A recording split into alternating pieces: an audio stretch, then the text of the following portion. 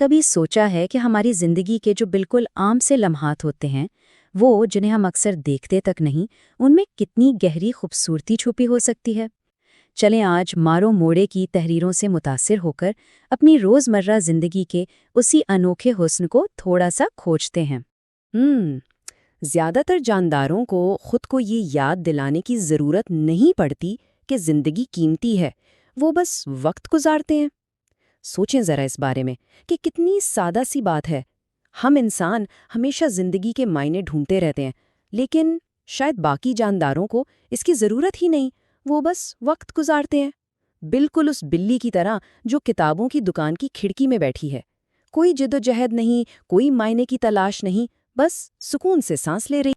اور اسی کو کہتے ہیں معمولی وقت، یعنی آرڈینری ٹائم۔ یہ ہماری زندگی کا وہ بہت بڑا حصہ ہے جو کسی بڑے واقعے میں نہیں بلکہ چھوٹی چھوٹی پل بھر میں گزر جانے والی حیثیات ان سے بھری سادہ سی گھریلو زندگی میں گزرتا ہے۔ سوچیں ذرا، وہ آوازیں اور احساسات جن پر ہم شاید ہی کبھی دھیان دیتے، جیسے گرمیوں کی دوپہر میں ایک پنکھے کی وہ ہلکی سی مسلسل کھڑکھڑاہٹ، یا پھر سنک کے پاس کپ میں رکھے ہوئے وہ 2 ٹوتھ برش جو چپ چاپ اگلے دن کا انتظار کر رہے ہوتے ہیں۔ یہ ایسی چیزیں آپ جانتے ہیں جو ہماری نظروں کے سامنے سے بس گزر جاتی ہیں، ہم دوسرا خیال بھی نہیں کرتے۔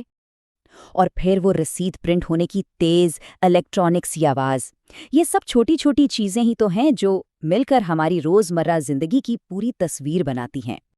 اور سردیوں کی کسی صبح اون کی گرم جرابیں پہننے کا وہ سکون والا احساس، ہو سکتا ہے یہ چیزیں کوئی بہت اہم نہ لگیں، لیکن سچ پوچھیں تو یہی تو ہماری زندگی کا اصل تانا بانا ہے، یہی ہے سب کچھ۔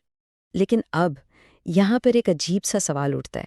ذرا سوچیں، آج سے کچھ 100 سال بعد جب لوگ ہمارے اس دور کو دیکھیں گے تو وہ ہمارے بارے میں کیا سوچیں گے؟ یہ سوال ہے نا، پوری گفتگو کا رخ ہی بدل دیتا ہے۔ پتہ ہے اس میں سب سے حیران کن بات کیا ہوگی کہ آنے والی نسلیں شاید ہماری بڑی بڑی تاریخی جنگوں یا کامیابیوں کو نظر انداز کرتے ہیں، شاید انہیں اس میں کوئی دلچسپی نہ ہو، بلکہ وہ شاید ان قیمتی چھوٹی چھوٹی تفصیلات کو ڈھونڈیں گے کہ ہم جیتے کیسے تھے، ہماری عام زندگی کیسی تھی۔ یعنی وہ کس چیز کے بارے میں متجسس ہوں گے؟ شاید ہماری ٹیکسٹ بکس کے حاشیے پر بنائی ہوئی لکیروں کے بارے میں، یا کتابوں کے درمیان دبے ہوئے سوکھے پھولوں کے بارے میں۔ وہ یہ جاننا چاہیں گے کہ ہم ایک عام سے دن لنچ میں کیا کھاتے تھے، وہ کون سے پاپ گانے تھے جو ہم اکیلے میں گنگناتے تھے، کسی گلی کے کونے پر کھڑے ہو کر کیسا محسوس ہوتا تھا، ہوا میں خوشبو کیسی تھی، ارے کیچپ کا ذائقہ کیسا ہوتا ہوگا۔ یہی وہ دل کو چھو لینے والی چھوٹی تفصیلات ہیں جو آنے والے وقت میں عجائبات کی طرح دیکھی جائیں گی۔ اور سب سے عجیب بات تو یہ ہے کہ یہ زندگی کے وہ حصے ہیں جنہیں محفوظ رکھنے کا خیال ہمارے ذہن میں کبھی آتا ہی نہیں۔ اور یہیں سے نا ایک بہت دلچسپ فرق سامنے آتا ہے۔ ایک طرف ہے وہ آفیشل ہسٹری، سرکاری تاریخ جو ہم یادگاروں میں محفوظ کرتے ہیں، اور دوسری طرف ہے عام لمحوں کی وہ ذاتی تاریخ جو کبھی لکھی ہی نہیں جاتی۔ دیکھیں نا، ایک طرف فاتحین کے مجسمے ہیں، بڑی بڑی جنگوں کی یادگاریں ہیں، اور دوسری طرف کتے کو سیر کرانا، کیچپ کا ذائقہ، کتاب کے حاشیے پر بنی لکیریں۔ ہم عام لوگوں کے لیے، عام کاموں کے لیے یادگاریں تھوڑی بناتے ہیں، نہ ہی معمولی وقت کے سنگ میل کے لیے کوئی تختی لگاتے ہیں۔ تصور کریں اگر ایسی تختی لگی ہو یہاں 25 مارچ 1994 کو کچھ پڑوسی اپنے کتوں کو سیر کرانے نکلے تھے، بچوں نے باری باری پٹا پکڑا، یہ سب کے لیے ایک بہت مزے کی دوپہر تھی۔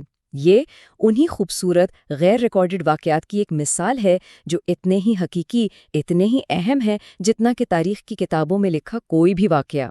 تو اس ساری بات چیت کا مطلب کیا ہے؟ اس نئی سمجھ کے ساتھ ہم یہ دیکھ سکتے ہیں کہ یہ جو سستے اور عام سے تجربات ہیں نا، یہ بھی کسی مقدس کتاب کی کسی بات سے کم مقدس نہیں ہے، چاہے وہ ہچکیوں کی تکلیف ہو یا برتن دھونے کے بعد ہاتھوں پر رہ جانے والی عجیب سی مہک۔ اور اسی لیے شاید کہتے ہیں کہ ہمیں دعا کرتے وقت اپنی آنکھیں کھلی رکھنے کی کوشش کرنی چاہیے تاکہ ہم ان چیزوں میں چھپے ہوئے معنی کو ڈھونڈ سکیں جو ہمارے بالکل سامنے ہیں۔